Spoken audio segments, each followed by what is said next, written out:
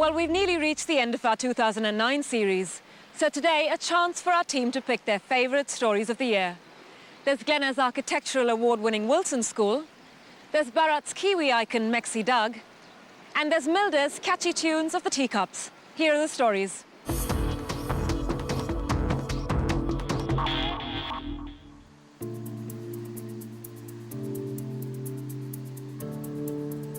This is the Wilson School on Auckland's North Shore. It's New Zealand's first purpose-built special needs school caring for severely handicapped children. It's also very special for the school has won the 2009 NZIA's Architectural Medal, the highest achievement award for architecture regardless of building type. For its architect Iko Leung, it's been a labor of love.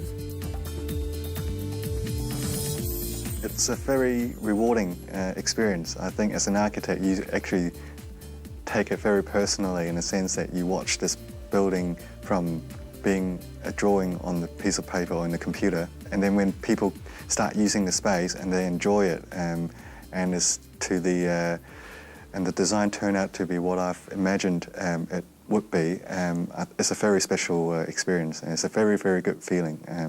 When I hand the school over to the principal in the school, I feel like I'm almost like giving my child away. The building, with its use of timber, talks of connecting quietly to the landscape, an association which can be seen as healing and friendly for its users. I think that the Wilson School is a project that really needed to happen. So rather than these children who are severely disadvantaged being put into a building that gets adapted to suit them, this building is designed to suit them in the first place. Look, this could have been cold and clinical. There's a lot of specialist equipment to move the children around there.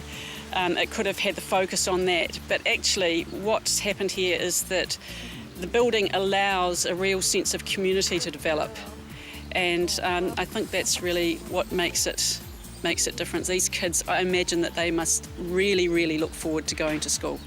Eco really listened to the client, who Jan, from the principal of the school, had done an awful lot of research, and I think Eco, right down to every detail, really made this happen for them. For the students, it's a very safe environment. We've made sure that it's an area that they can move around reasonably freely in with safety. We gave a lot of thought to how we were going to store all the students' equipment, and we've created big wide corridors so that all of their equipment, when they're not using it, doesn't have to be in the classroom. And we've got big spaces that we can use for many purposes. The library space upstairs is another great space. The judges thought Eco's attention to the detail of so many specialized requirements for the severely handicapped was outstanding. The brief has a lot of functional requirements, special fittings and equipment that you don't normally see in normal school, like ceiling hoist and bigger space. So, for example, this room is a therapy space, so the kids would spend a bit more time lying on their back doing physiotherapy. So the lighting has to be indirect so that they don't get the strobing from fluorescent light. The large open multi-purpose area is of huge benefit for all sorts of group activities. It also serves as an easy access arrival area. It begins in the morning with taxis arriving outside, and the doors have been planned to be nice and wide so that students can easily enter with their caregivers. And we've had a full kitchen installed behind these doors, so we can bring the students down here. Oh, okay. So this opens up to a complete kitchen. We have a bench which goes up and down so that children in wheelchairs can work at a bench that's the right height for them.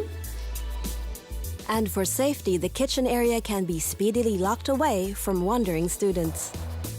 The 6 superbly equipped classrooms are where students spend most of their time.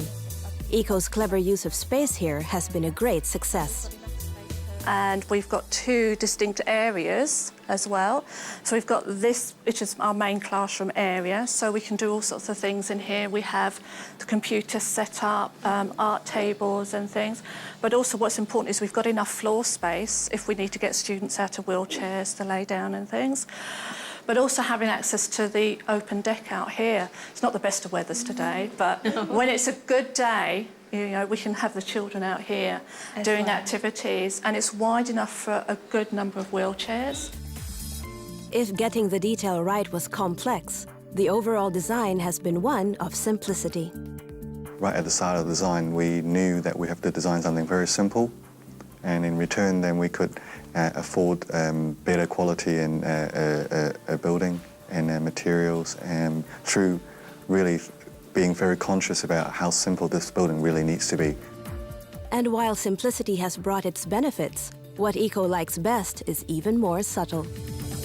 And then when you come into the school, there's an overwhelming sense of peacefulness and tranquility, and a sense of calm.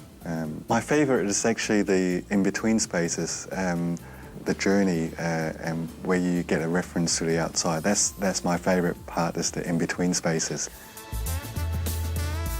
We think we've done extremely well though. All of the basic elements that we needed are here, and it's a pleasure to work in. Our staff in particular are delighted. We just love coming to work every day.